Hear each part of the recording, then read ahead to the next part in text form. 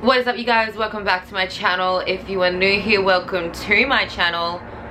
I live in a flight path and yeah, there's just flights forever. You can hear them less when I'm in my lounge room. That's where I usually film my true crime episodes, but I live in a share house and we've just had a passive aggressive, I have videos to film and she's slamming doors and stuff. I'm filming in my bedroom. I'm in a bad mood and I was only hanging on by a thread. Now I'm just I literally don't want to leave my bedroom forever. Nothing's working. My hair was just being annoying, and so I just got in the shower and I was just and so here I am trying to film this Sunday's True Crime Sunday. Don't mind my appearance, don't mind the change of scenery, and don't mind the fact that I literally live on an airport. So today we're going to be talking about Jessica Chambers, and I'm going to be talking about the trial. I started watching the trial and I was I want to cover this story. I want to cover this story, and I don't cover big stories because I feel the little stories need more attention. And I didn't realize that this is actually a big story. It's been tried twice now. There's another airplane, I'm sorry. It's been tried in the courts 2 times now. And this case has had a lot of controversy. A lot of web sleuths have made weird theories. Literally some of them are absolutely ridiculous. I am not going to be accusing anyone in this video. I usually don't. I usually have my own theories, and I usually don't make up this. Okay, one of their theories that I just happened to stumble upon on the internet was that Jessica was this spy informant for the police, and I'm just wow, the internet picks something up and runs with it, and it's just insane. So I'm going to be focusing on the second trial. I'm going to obviously tell you exactly what happened, but I'm going to be focusing on the most recent trial and less on what everyone else is talking about, because first of all, I don't want to, oversaturate the internet with things that people are already saying, and second of all, I want to be the most up-to-date and also not focusing on these crazy, wild theories that everybody has been focusing on regarding this case. So Jessica Chambers was a young woman whose life came to a horrific end at just 19 years old in Cortland, Mississippi. She had blonde hair, blue eyes, and she was extremely petite. She was such a small built person that it made her being a cheerleader just that makes sense, because she's easy to throw up in the air. So she was a cheerleader when she was in high school. A lot of the times when I have researched about cases that happen in small towns, a lot of the time the victim was involved with drugs, and her town was made up of 500 people. That is hardly any people. Everyone knows everyone, and the saying that I've heard the most when I've been researching different sorts of cases in small towns is that in small towns there's not a lot to do other than drugs. So the boredom of living in a small town, and that's why you see so many of these tropes where the main character leaves their small town because they're I don't want to get caught up in all of that. I don't want to just burn out in a small town, and so they move to the big city. That is where that narrative comes from, because there is truth in the fact of, a small town, you're gonna get bored and you're gonna fizzle out into, I don't know, nothing. It really depends on what your idea of nothing is, but yes, a lot of people in small towns end up on drugs because they don't have a lot of stuff to do. In true crime cases, when the victim does drugs, or when the suspected perpetrator does drugs or is involved in drugs, that is when I understand that bringing up drugs in the case is relevant. However, I do not see drugs in this case as relevant. I know that she was involved in selling drugs, but I know she was just selling weed. And oh, airplanes! How many is that? 3 in 3 minutes. I'm actually astonished. Jessica was involved in selling drugs, in selling pot. Jessica smoked pot regularly, and Jessica had been to rehab, but it was not for drugs. And her mother hasn't actually said what she was in rehab for. And I think a lot of the loose ties in this case is what allows crazy people on the internet to go wild with their thoughts and their theories. And one of the things that I've seen so often is people making up these crazy theories about rehab. People on the internet have run wild with the particular rehab thing. As I said, the one that I saw was that they thought that Jessica went to rehab and came out as a spy, and that's what ended up getting her murdered. And I'm just like, wow. But anyway, she went to rehab. It wasn't for drugs. And the answer to that could be as simple as she was a very small girl. She could have possibly been in rehab for her weight problem, and it might not have even been a problem. See, this is me like trying to think of a reasonable explanation other than the fact that she was a spy. She was only 19. What do you mean? What would she be a spy for? You think the freaking CIA is going to be like, yeah, it makes no sense. But anyway, I know that with my particular eating disorder and previous to that, there have been rehab facilities that aren't specifically for drugs. But then again, I know that there are rehab facilities that are for a plethora of different things. So I don't think that's important in the case at all, but it was brought up in trial, and it's been brought up so many times with different people on the internet creating their own crazy theories. She was not a spy, but she did go to rehab. But it wasn't just boredom that led her down a dangerous and problematic path. Her brother actually died in a car crash 2 years prior to her dying. So her brother Ben died on Highway 35, and he was only 28 years old. And that's when her friends said that she ended up spiraling. But although she did spiral, her friends did say later on, like in the trial, they said that she was actually starting to get her life together. And so for something like this to have happened when she was getting her life together was, you know, really, I mean, it's sad at any point, but you know, she was actually getting her shit together. She was happy. So it actually happened. It was on the morning of December 6th when Jessica was spending some time with a man called Quinton Tellis. Jessica and Quinton have been intimate before. Jessica had said to her best friend, like, do you think he's cute? And so they have been intimate before, but regarding text messages and things like that, it looked a lot like Quinton wanted to be sexual with her again, and she wasn't into it, and she kept kind of rejecting his advances. So after hanging out with Quinton in the morning with her best friend, they were driving around, they were smoking pot. Quinton wasn't smoking marijuana, it was just her and her friend Keisha, or Kesha. Her mother thought that she was at work, so it was her mother's impression that, you know, Jessica was at work that morning. But either way, she came home, and her mother said that when she came home, she grabbed a pillow and then she curled up on their lounge room couch and she fell asleep, and she napped until she woke up from a text message. And then her mother said that after receiving this text message and waking up, she went to the bathroom, and when she came out, she was on a phone call. Phone records show that at 4:32 in the afternoon, Jessica replied to a text message from Quinton, and she was like, well, she agreed to go and get food with him if he would be the one paying. So, I mean, just from me reading into that, it's pretty obvious that she wasn't interested in getting intimate with him again. She kind of seems like she's friend zoning him. If I was interested in seeing someone again, I would be like, yeah, sure, let's go get food. And whoever was paying would not come into it.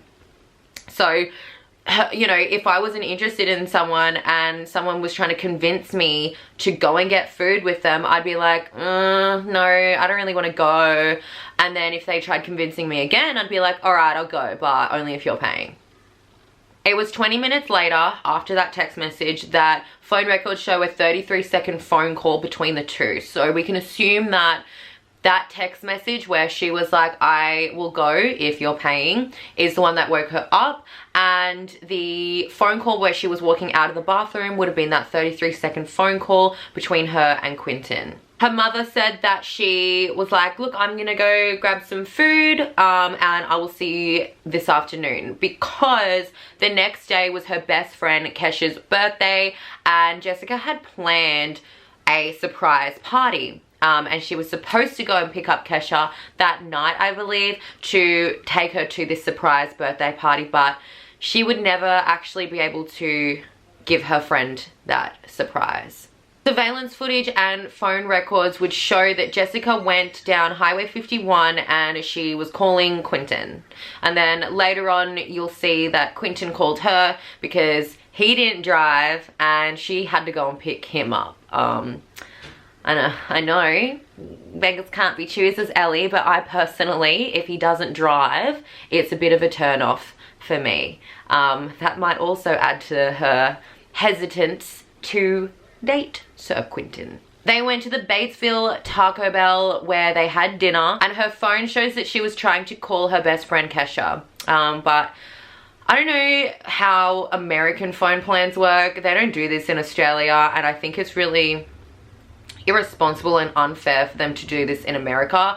But Kesha's phone plan, if you run out of minutes on your phone plan, not only do they stop you from making calls, but they stop calls from coming in, which I'm just like, I think that's just not, you know, I think that's not kosher, you know what I'm saying? But anyway, she was trying to make phone calls to Kesha, but because Kesha ran out of minutes, she didn't have any credit on her phone, their phones weren't connecting, so Kesha didn't actually get any of those calls.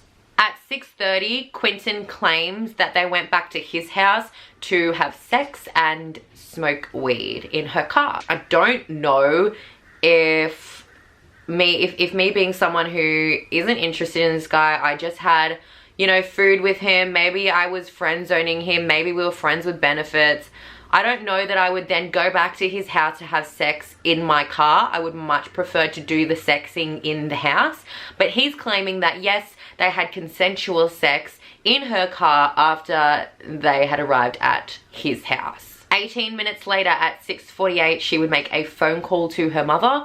And in the trial, when they were questioning her mother about this phone call, you know, like what was happening, what was the atmosphere, her mother said it was strange because she couldn't hear anything. And usually when she called Jessica, there was like atmosphere noise, if you know what I'm saying, like maybe someone talking, or there would be music, or there would be the sound of like maybe the wind in the car. But she was like, it was silent. You could tell she was with someone and she was trying to be silent. At 7:30, her phone then pinged on Heron Road, which is west, and so that means that her phone's just gone dramatically south to west. Heron Road is actually where this scene will take place. At 7:42, Quinton texts her saying, "Bae, my friend is coming over tonight. I'll talk to you tomorrow. Good night, sweet dreams." That's a very strange text message, and the prosecution did say this is a strange text message for him to be sending her. It would be at 8:04 when her phone would automatically shut off because it got too hot. Jessica would be found standing on the side of the road on fire. A firefighter from that night would say that when they saw Jessica standing, she was walking like a zombie. He said it was like something out of a zombie movie. And when the prosecution got their expert witness up, they said this is pretty normal for someone who has been set on fire, because the skin turns into leather. It's no longer, you can no longer bend your arm. You can, it's very tight. You can't bend your arm to walk like this. Your legs don't bend to walk, so you're walking like this because you can't bend your skin. So if you're trying to walk, you're gonna look like a zombie because the elasticity in your skin is just gone. It's leather, and so that explains why she was that way. When Jessica was found set on fire, the only clothes that she was wearing was her underwear. And the coroner said that she was likely set on fire when she was seated, because the only parts of her body that were unaffected by the fire was her bottom and her upper thighs, and then the bottom, like the soles of her feet.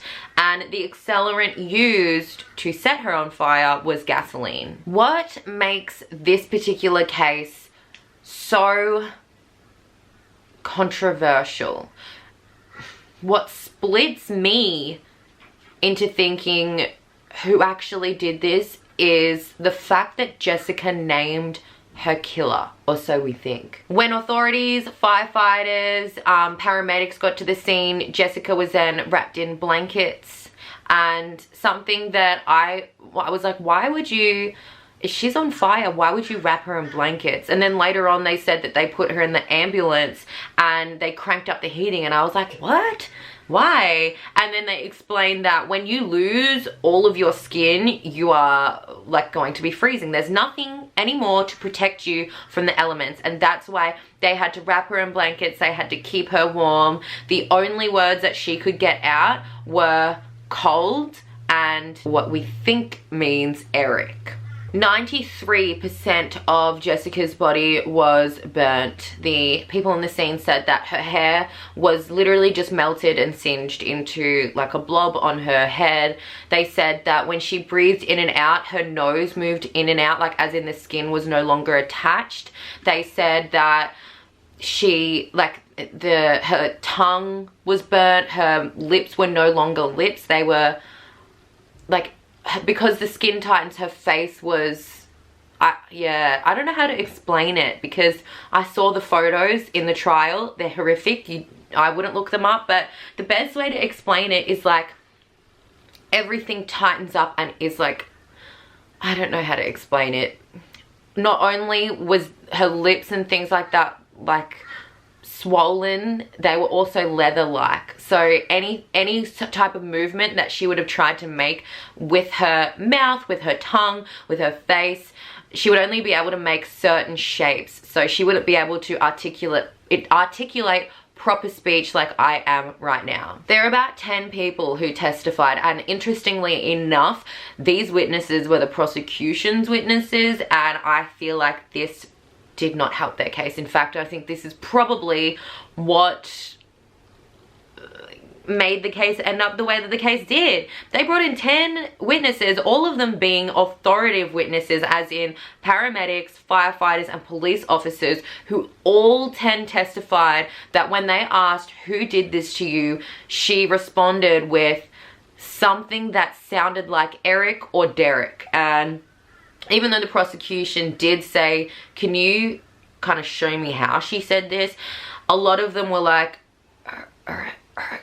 or you know, and that kind of sounds like, you know, if you're from Mississippi, Eric, because that's how they speak. And so it's kind of like Eric, and that sounds like Eric or Derick, possibly. Now, a lot of them did say that the sounds of the scene, like there was fire trucks, the ambulance that she was in was quite loud because they had to crank up the heating. For them to actually hear what she was saying, they had to get down really low and put their ear like right up to her mouth, and that's how they got Eric. And the first person to ever hear her say this actually stood up, turned around to the people around him, and he was like, did you just hear her say Eric? And that will be important later. One of the firefighters said that he could see that Jessica was getting really frustrated because she was, you know, you could see that she wanted to tell them or communicate to them,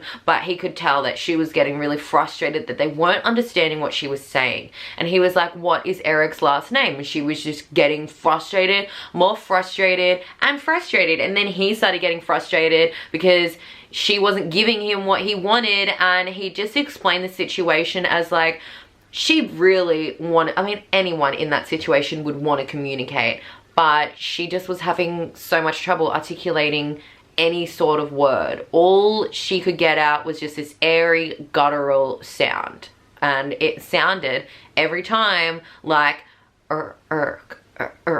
you know? Another thing which kind of created like this subset of theories was there was this man, and he was at the scene, and this officer was like, you're gonna have to leave, you can't be here. And the officer explained it like the guy acted like he didn't even hear him, and the guy kind of like looked through him and was just looking at the scene. And the officer was like, I had to threaten him. I had to say like, oh, you know, I'm gonna get a deputy over here to arrest you if you don't leave. And that is when the man took one more look, and then he turned around and left. And the officer said that he just got a really spooky feeling, like it didn't feel right, and so they got his number plate and they ran the number plate.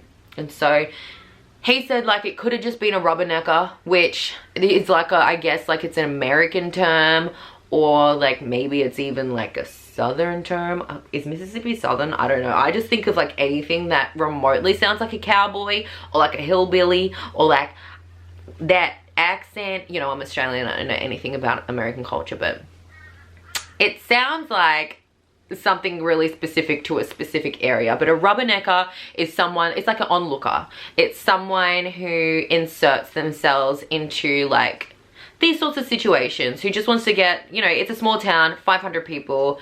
That's the kind of person they thought that he might be. So this being a small town, the ambulance didn't have working equipment to actually give her fluids. They couldn't give it to her intravenously, where they insert the IV into a vein. And so the next best thing to do would be to drill into the bone and give her fluids that way, because it works in exactly the same way. So they got their drill out and it didn't work. And so they had already organized for a helicopter to come because they didn't have the means to look after her condition, because maybe it's just because they're a small town, they don't have the facility. So they did order a helicopter, and the helicopter came, and when they put her on the helicopter, their drill worked, and so she was able to get some fluids that way, but not enough. When she arrived at the hospital, the doctors gave her survival rate as slim to none, and so they decided there's nothing else we can do for her, and so they put her into something called comfort care. Now, if you have ever had a family member be terminally ill, you will know that comfort care is when they just try and make you comfortable. There's nothing medically that they can do to fix the problem, and so basically they know you're going to die and they want to make you as comfortable as possible, giving you pain meds if they can. And they wrapped her injuries up as well, not just for her comfort but for the comfort of her family, because her family were there and they had the opportunity to say goodbye. Her mother testified that when she went into the room to say goodbye, she said, you know, she told her daughter, like, you don't have to hold on anymore, like, you can let go, because she could tell her daughter was just in a lot of pain. And then she said goodbye, and then the nurse, who was the primary nurse for Jessica, she testified that as soon as her mother left the room, Jessica's vital signs went down like dramatically. And so that's, if there are any theories out there, I'm like, this should be like, this is like a theory, like for me, is like someone knows that if they're gonna die and it's okay to let go, that's when they'll usually let go. And I've had my own experiences with that. That's a story for another time though. So Jessica died from her injuries, and she left everyone with one name on their mind: Eric, or possibly Derick. When investigators put together the pieces of Jessica's final day alive, they quickly set their sights on Quinton Tellis, because they found that of all the people they interviewed, they usually sent home straight away, he was the only one who was being deceiving. He said that he didn't actually spend that night with her. He said his alibi was he was with Big Mike, and Big Mike didn't alibi him. He was like, no, I was actually in another state buying a birthday card for his girlfriend. So he was in a complete other state. He could not alibi Quinton Tellis. And we know from Quinton that apparently there was consensual sex, and that might explain why Jessica was just in underwear. Also, Jessica's car, the passenger seat was pushed all the way back. When investigators asked him about the time that they had sex prior to that, they were like, how did that happen? And you know, Quinton, like, when you're in an investigation, from all of the investigations that I've seen films, like, I've never been in an investigation, but from all of the like videotapes that I've seen of like other cases, they ask you to explain things to an excruciating detail, and so that's what he likely had to do. And when he was explaining how they had sex, he did say, we had sex in the passenger seat of her car and we had to push the seat back. But for her to have like consensual sex with him would actually contradict their communication in text messages. So that is the only thing that I'm like, was it consensual? But anyway, her seat was pushed back and she was found in her underwear. So you know, read into that what you will. That might come into my theory later on, but it's nothing too complicated. I'm sure you can already tell what I'm trying to say. So obviously the man on trial in both trials, just FYI, they've tried Quinton twice for this murder. So the man on trial in both trials is Quinton, not an Eric, not a Derick. The prosecution said that investigators in this case actually looked at every single Eric and Derick that lived in their town, not even just their town, in surrounding towns. They looked at every single Eric or Derick. They questioned one particular Eric, and the mum claims that they harassed him. I don't know, but then they're like, no, you felt harassed. It doesn't mean that we harassed you, but whatever. They looked into every single Eric and Derick that there possibly was in their town. Also in like mutual friends, so not just Jessica's immediate circle, but the circle of like friends of friends. Like, do her friends know anyone called Eric or Derick? And they came up with nothing.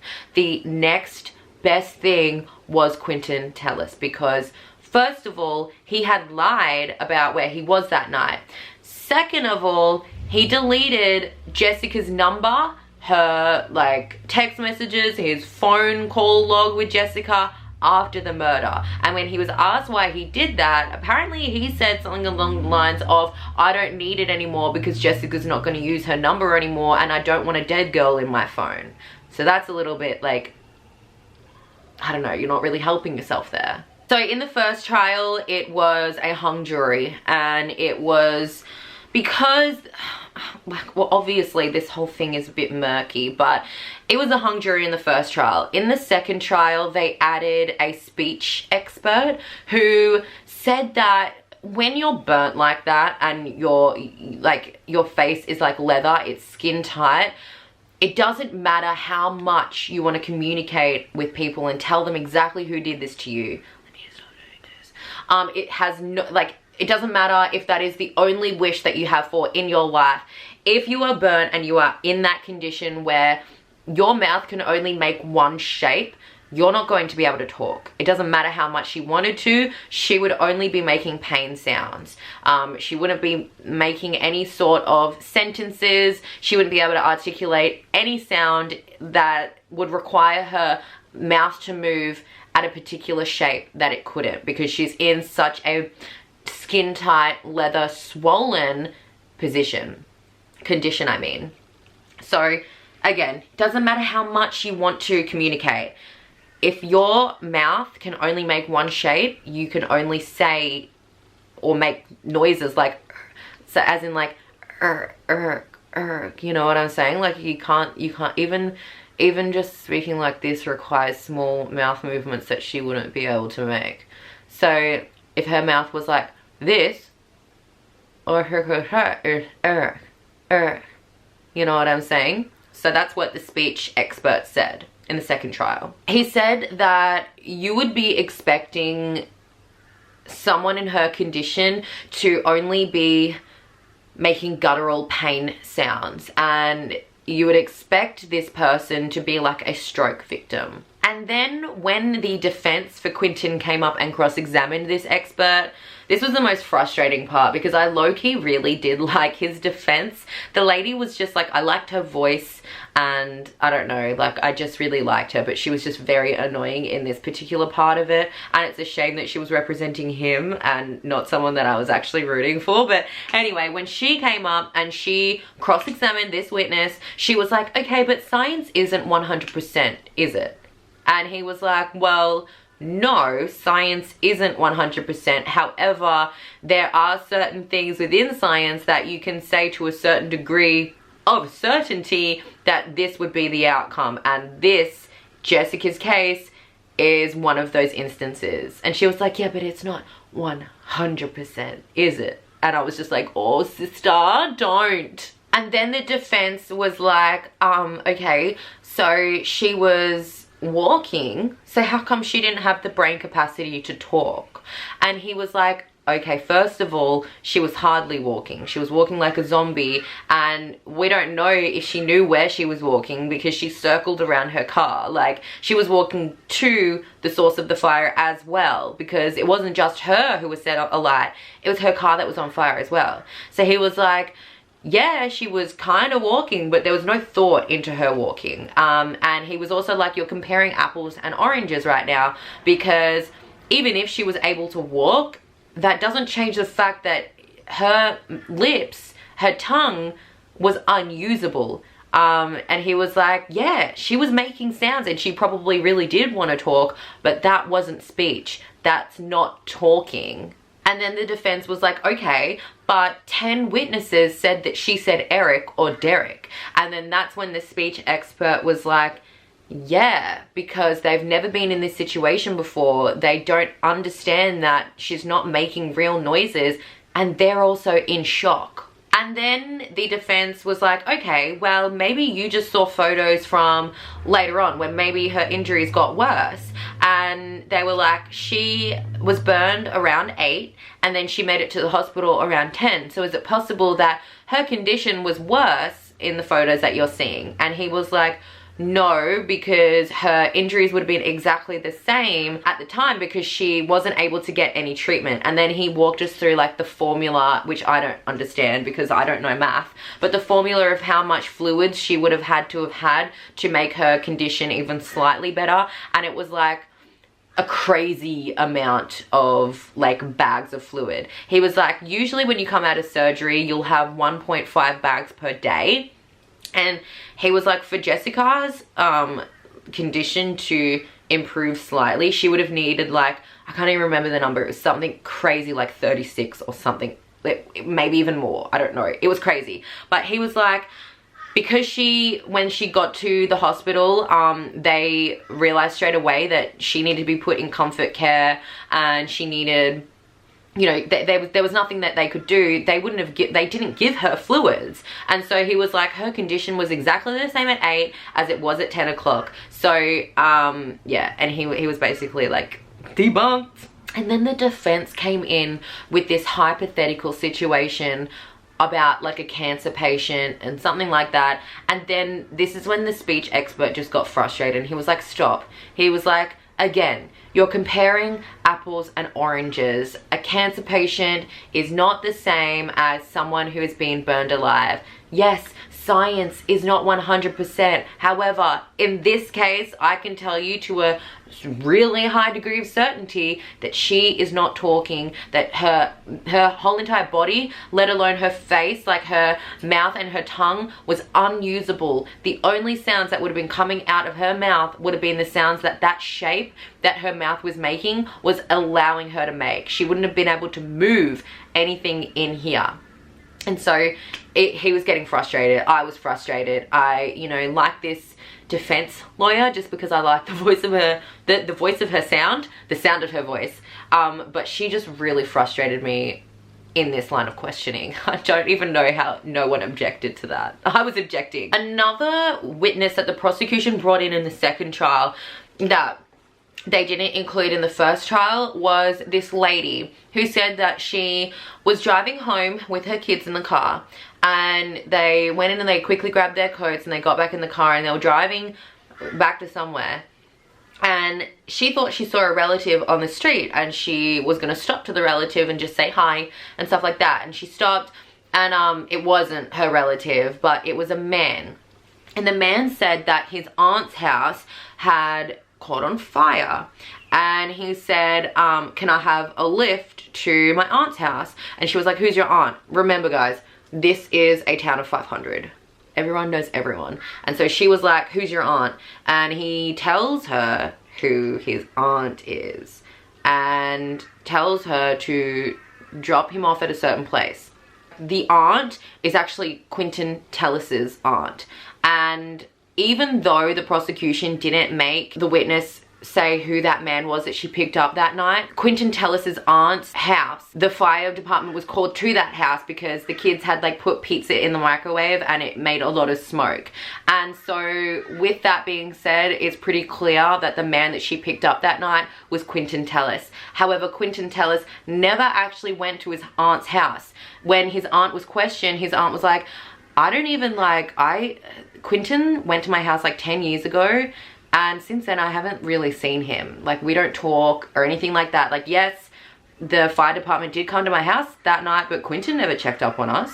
Interestingly enough, Jessica's keys were found a couple of days after the incident, and it was sent off to a crime lab to check for DNA. There were 4 sets of male DNA on the keys as well as her DNA, and something that they had to explain was that when you have female DNA over a small amount of male DNA, it can cover up the, I don't know, the chromosomes, because women only have like what is it, like Y or X, and then men have Y and X. I really need to like learn biology, but whatever. Basically what they were saying was they can't exclude Quinton's DNA from these keys, but they can exclude 99.7% of the male population from these keys. What that says to me is that, oh well, I mean, what that says to me, what they said in the trial was that while they can't rule out Quinton, they can rule out basically the entire population of the earth, apart from any male who is related to Quinton. But then again, just because Quinton's DNA is on her keys, it doesn't necessarily mean that he killed her. Remember when I said that the first person to hear Eric come out of her mouth, or at least that's what he thought she had said, turned around and told everyone, did you hear that she just said Eric or Derick? The prosecution said that, okay, we understand that the defense is saying that Quinton couldn't have done this because his name isn't Eric and she named her killer. The prosecution in the second trial were basically like, here is a speech expert who is saying that the words that she was saying weren't actually words, they were just sounds. And second of all, that the first person to assume she said Eric spread that in the minds of all of the other witnesses who said that they heard Eric. Once you stand up and say Eric and everyone else has a listen, Eric is going to be in their minds, even if that's not what they're hearing, especially if that's the only sound her mouth could make at the time. The prosecution did actually recreate the scene for the jury just to show them how much sound contamination was at the scene in terms of like all of the vehicles and just everything. And I don't know, because they didn't show me this, because obviously I was not in the trial. I was watching trial footage, and sis, there was a lot of it, but there was literally nothing which included the recreation of the scene. So I was just hearing references of that during the trial. I don't know whether or not it helped the prosecution or it helped the defense, because in the defense closing arguments, basically the entire argument was, first of all, science is not 100%, and second of all, that when they recreated the scene, the defense was like, I could hear her perfectly. I didn't feel like there was a lot of like sound. Like obviously it was a bit noisy, but I could hear it perfectly. And so I wish that I had access to what that recreation sounded like, because apparently it sounds like it helped the defense. And then the defense in their closing argument reminded the jury like, hey, yes, that speech expert was fancy, but the prosecution actually paid for that speech expert to come here. And it's kind of like, I know like every defense attorney will say, oh, but like where are they getting paid from? Either way, an expert isn't like, an expert is there to give their expert opinion, not to give an opinion. Like they're not paid for them to say a certain thing. They're paid to give their own opinion on whatever question they're being asked. The defense also said in their closing, like, why didn't they swab anyone else? Why did they only swab Quinton? She also said, how come the police didn't question anyone who lived in the houses where the keys were found? She also brought up the fact that when Quinton was being questioned, he was being like really cooperative, and even though he was giving some dishonest answers in regards to his alibi on that night. She said that that was because he was just confused about what night they were talking about. I was like, yeah, I can see that, because so many times black men are like bombarded, like the interrogation is just not fair. But I saw like there are hours of the interrogation footage available to watch, and he was given like plenty of food, like plenty of like it was not a confrontational investigation at all. At one point the investigator was like broing out with Quinton, and so I'm like, I don't know about her saying that. Like, it doesn't seem like he was confused, especially because if someone that I had just had sex with was set on fire, I would remember exactly what happened in that day, like, because I would remember that, you know what I'm saying? Obviously I'm all about the justice cases. With the Albert Wilson case, I am all about the justice cases, so I really want to believe, I really want to believe that some police did something wrong here, but I don't see it. I don't see it in this case. She then explained away why Quinton deleted every single trace of Jessica in his phone, and she said the reason was because he met a girl and he didn't want her to think that there was anything going on. But I'm just kind of also like, well, she was just set on fire, and if you just met a girl, surely she would understand that you had a life before you met her. You know what I'm saying? Like, I can understand she's trying to explain away why he would do such shady things, but they still seem shady to me, and it just seems illogical to me. The two things that she did say in the closing was that, first of all, they only knew each other for a short amount of time. They were friends with benefits. And second of all, what is the motive? So the jury pool was actually really fair in this instance. We know from the Albert Wilson case that it was not fair. It was an all-white jury, and it was basically all female against a very young black male. But in this case, it was an extremely fair jury. There are 9 black jurors and 3 white jurors. The only thing that is slightly dodgy, not slightly, the only thing that is extremely dodgy about this particular jury is that the judge picked the 4-person to be the only person within the jury who had watched a documentary about the case before they were part of the jury pool. And it's like, why would you choose that person? And also, why was that person even allowed in the jury in the first place? You're supposed to not have an opinion on the case. You're supposed to have not done your own research on the case. You're supposed to have only been given facts from the trial. And so I'm just so shocked and surprised that the defense even let this person be on the jury, let alone be the 4-person for this jury. So we know that the first trial was a hung jury. They could not decide whether or not the evidence was strong enough against Quinton Tellis. The second jury for the second trial, with this new expert, with this new witness as well, came back with a note saying that they could not decide. And I think the judge was frustrated by this point, and he was like, no, go back and try again. And so they were sent back. They were sent back to continue deliberating, even though they said, we can't figure it out, we can't agree. And so they were sent back. Nope, go back and try again, figure it out, because we need some sort of decision. While this was happening, there were protesters outside of the courtroom in support of Quinton, being like, find Eric, find Derick. And that's creating this huge reasonable doubt within the jury, as well as something that may have tainted this trial. Some woman got into the courtroom. They snuck a cell phone in there. You weren't allowed, even though it was like an open trial where they let the witnesses stay if they wanted to after they had testified. This woman somehow snuck a cell phone in there and took a picture specifically of the jury and then posted it to her Facebook. They tracked this woman down. They were threatening to, you know, because the maximum for that I think is like 2 years, but no action was taken against her. They did track her down, and the judge had like a little speech on like how this literally ruins trials and can let murderers get off from a mistrial.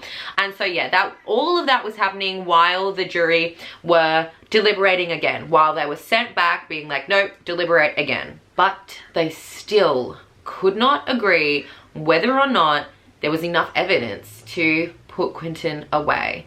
And it was literally like down the middle, 9, 10, 11, 12. Yeah, literally down the middle. It was 6 against 6. So 6 said guilty, 6 said not guilty. And I think that is pretty fair.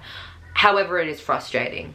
And this is the second trial. We don't know if there's going to be a third trial in this case. The trial ended in 2018, so we don't know whether or not there is going to be a third trial. The prosecutor won't comment on whether or not they're going to try Quinton again. The family left very upset, and also Quinton's family left very upset, because this isn't a case where you can say, oh, well, you can't try me again because it's double jeopardy, because he hasn't been found not guilty. He hasn't been found guilty. So they really wanted that not guilty plea so they could stop trying Quinton, because this was the second time.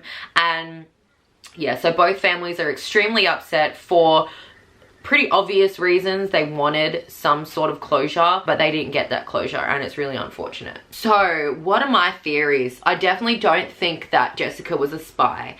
I don't think it's anything really, I don't know. Look, I do think Quinton is responsible for this, and I know that the defense said that there was no motive, but I know how angry men get when you reject them. And you could tell that Jessica just kept rejecting him.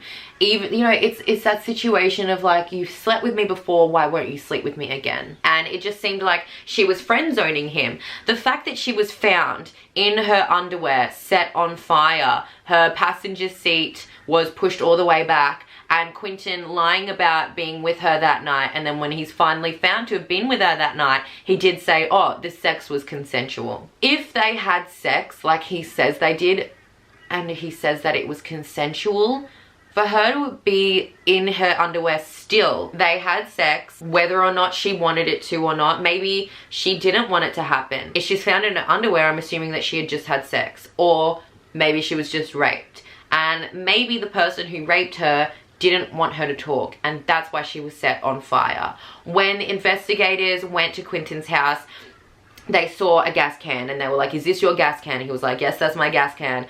They're bad for not picking up the gas can and confiscating it and testing it. I would love to have known what would happen if they did it back then, but they didn't.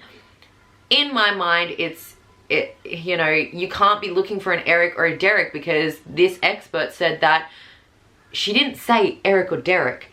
Those were pain noises, and those were the only noises her mouth could physically make in that shape, because she couldn't move her mouth. So in my mind, they've picked up Eric because this person, the first responder, turned around and told everyone, hey, did you hear her say Eric did this to me? Did you hear her say it was Eric? And forever past that point, everyone is going to have Eric in their mind, whether or not they've actually heard it or not.